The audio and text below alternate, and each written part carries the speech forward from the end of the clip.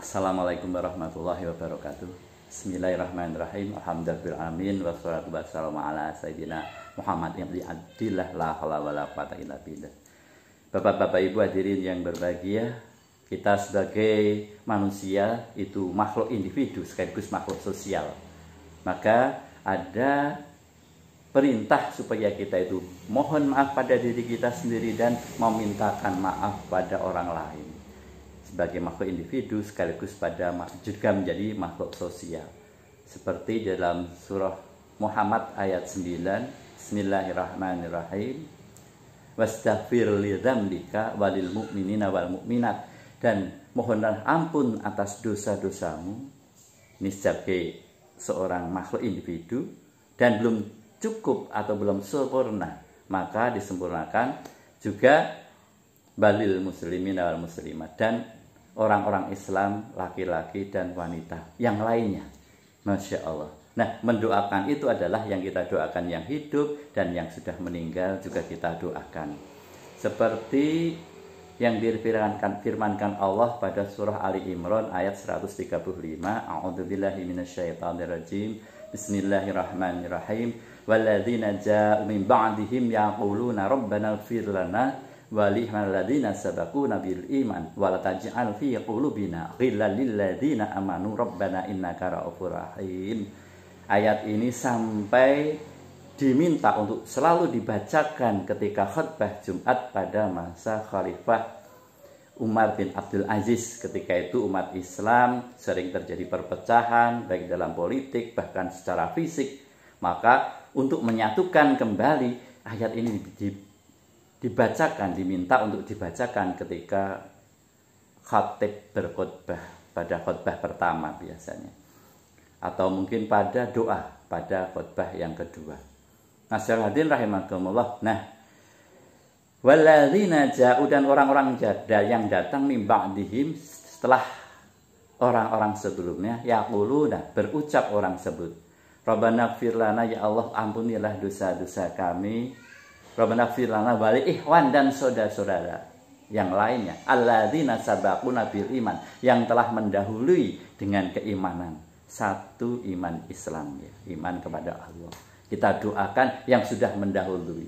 Sering kemudian orang-orang Indonesia, orang Jawa juga mengatakan leluhur begitu. Enggak masalah. Maksudnya orang yang sudah terlebih dahulu, termasuk pejuang-pejuang, guru-guru kita, apalagi orang tua kita.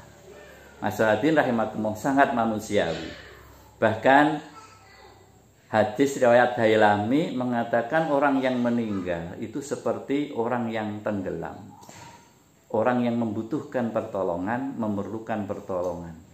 Nah, siapa yang menolong kalau bukan keluarga, anak, ya, kemudian saudara-saudara, atau mungkin sahabat-sahabatnya, itu bisa memberikan pertolongan dengan doa.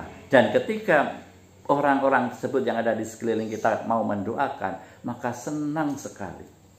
Saking senangnya, melebihi senangnya mendapatkan dunia seisinya. Karena sudah tidak berdaya, kan sudah terputus amal-amal itu. Maka kita doakan.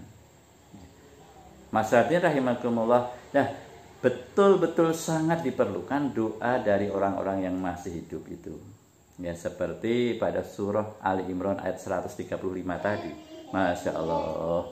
Kemudian hadis riwayat Muslim itu mengatakan bahwa Rasulullah itu pernah mendoakan bahkan pada malam hari pada orang-orang yang meninggal yang dimakamkan di makam Baqi'. Ini hadis Muslim sahih.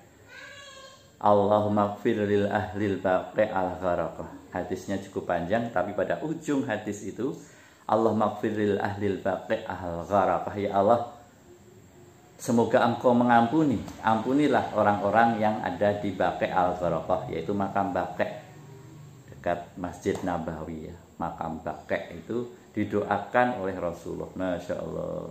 Nah, inilah ternyata ada ketersinambungan, ada hubungan antara yang masih hidup dengan yang mati. Tidak hilang begitu saja. Jasa-jasanya tidak hilang, kasih sayangnya juga tidak hilang. cinta, kasih sayang tidak terputus karena kematian, tapi Allah masih memberikan kesempatan untuk kita bisa mendoakan. Hadis riwayat At-Tirmizi, ya Allah, ampunilah orang-orang yang masih hidup di antara kami dan orang-orang yang sudah meninggal. Inilah gambaran bentuk nyata kokohnya kekeluargaan, kokohnya hubungan sosial, saling mendoakan. Bahkan ketika orang itu sudah mati, apalagi kalau itu orang tua kita, ayah, ibu, atau mungkin saudara kita, guru-guru kita, ya sampai ke atas, sampai orang-orang yang berjasa, sampai Rasulullah Sallallahu Alaihi Wasallam.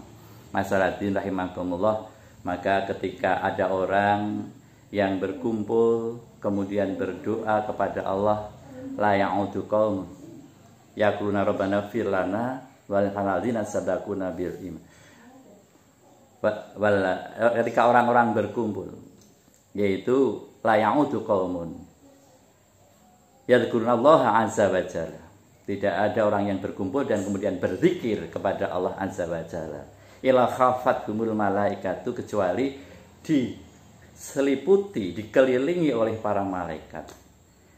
Wa ghasyiyatuhumur rahmatu, dan rahmat gerembrojok, rahmat turun dengan banyak. Ghasyiyatuhumur rahmah, rahmat itu adalah kasih sayang Allah kepada orang-orang yang berkumpul dan menyebut asma Allah itu.